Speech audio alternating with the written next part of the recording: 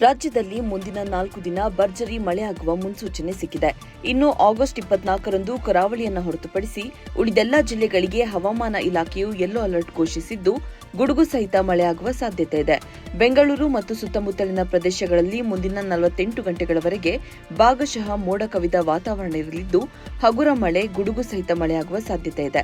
ಗರಿಷ್ಠ ಮತ್ತು ಕನಿಷ್ಠ ತಾಪಮಾನ ಕ್ರಮವಾಗಿ 29 ಡಿಗ್ರಿ ಸೆಲ್ಸಿಯಸ್ ಮತ್ತು 21 ಡಿಗ್ರಿ ಸೆಲ್ಸಿಯಸ್ ಇರುವ ಸಾಧ್ಯತೆ ಇದೆ. ಕರಾವಳಿ ಜಿಲ್ಲೆಗಳಲ್ಲಿ ಭಾನುವಾರ ಸಾಧಾರಣ ಮಳೆಯಾಗಲಿದೆ.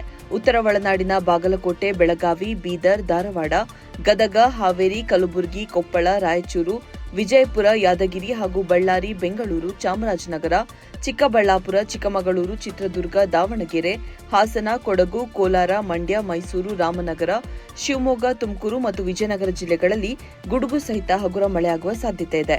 ಆಗಸ್ಟ್ 26 ಮತ್ತು 27ರಂದು ಕರ್ನಾಟಕ ಕರಾವಳಿಯಲ್ಲಿ ಗಂಟೆಗೆ 60 ಕಿಲೋಮೀಟರ್ ವೇಗದಲ್ಲಿ ಚಂಡಮಾರುತ ಬೀಸುವ ಸಾಧ್ಯತೆ ಇದೆ. ಈ ಅವಧಿಯಲ್ಲಿ ಮೀನುಗಾರರು ಸಮುದ್ರಕ್ಕಿಳಿಯದಂತೆ ಹವಾಮಾನ ಇಲಾಖೆ ಎಚ್ಚರಿಕೆಯನ್ನು ನೀಡಿದೆ.